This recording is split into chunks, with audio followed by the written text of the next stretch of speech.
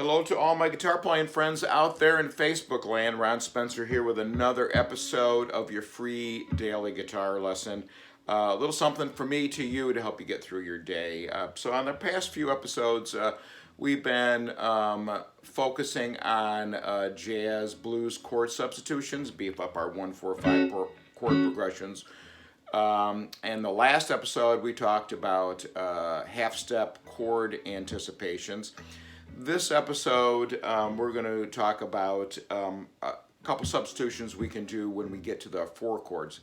In a normal 1-4-5 12 bar, that would be your fifth and sixth measure. So usually on that fifth measure we establish the four chord. The listener needs to hear something before we actually start changing it. So in the key of A, I got a 13th chord there. And going to our four chord, a ninth makes a good transition chord there for our four chord. So we'll establish that for 4 beats or a measure, and then we can start using on the sixth measure some substitutions there. So one of the more common substitution is to put a diminished chord in there, and the diminished chord consists of stacked minor third intervals. In other words, intervals of a step and a half. So on your fretboard, that chord is going to look like a D string on the 4th fret, a G string on the 5th fret, B string on the 4th fret, E string on the 5th fret. Get you up a little bit closer there. All right. So I'm going to play that in the 6th measure, so I'll just give you an example of that. So 1, 2, 3, 4.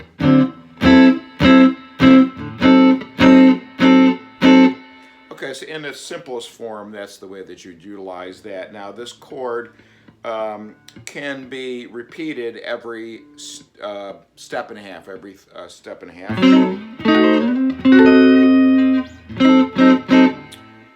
And it stays in key in there, basically, if you want to look at it in those terms. So let me use that in that context. 2, 3, 4.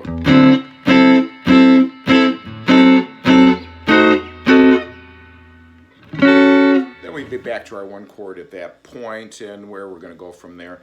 So that's a use of a diminished chord, and over the 4 chord, that 6th measure of the 4 chord is where we put our substitutions after we've established it in the 4 chord in the 5th measure. So another concept here that we can utilize in that 6th measure of the 4 chord is to take our 4 chord, make it minor. So I had just a standard D9 there. See if you can see it there. Okay.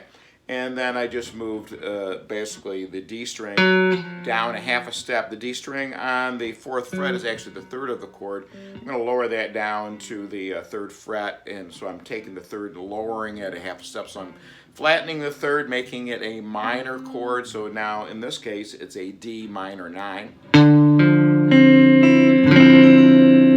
I'm going to play that for 2 beats, and then I'm going to change that to a G 13.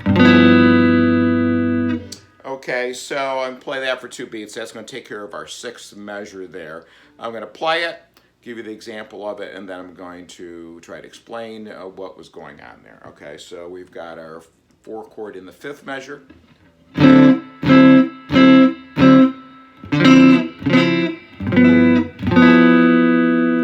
That would lead us back to our 1 chord and from wherever we were going to go from there.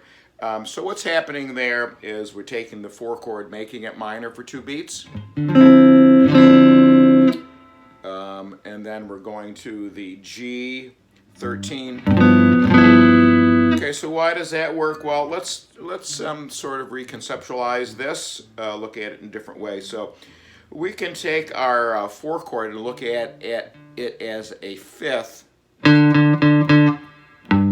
of that note. 1, 2, 3, 4, 5. So the strongest resolutions in music, the strongest pull is the 5th to the 1. So if we consider this the 4 chord, the 5th of G, which it is,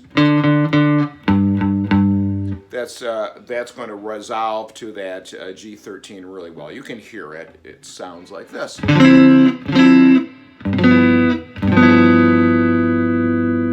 So that's a basic jazz concept there. So these are both things that you can utilize in your, if you're trying to spruce up your 1-4-5 chord progressions. Of course, you would want your bass player or whoever's playing the bass notes there to be following you along with this. That's going to make it sound the best, obviously. So again, just a couple small things that you could use in your chord progressions there over blues to make it a little bit more interesting. I hope that gives you something to work on and add to the other things that we've been working on here. And little by little, you end up with a whole 12 bar with all sorts of jazz substitutions in there. So again, stay well out there, and we'll see you for our next episode soon.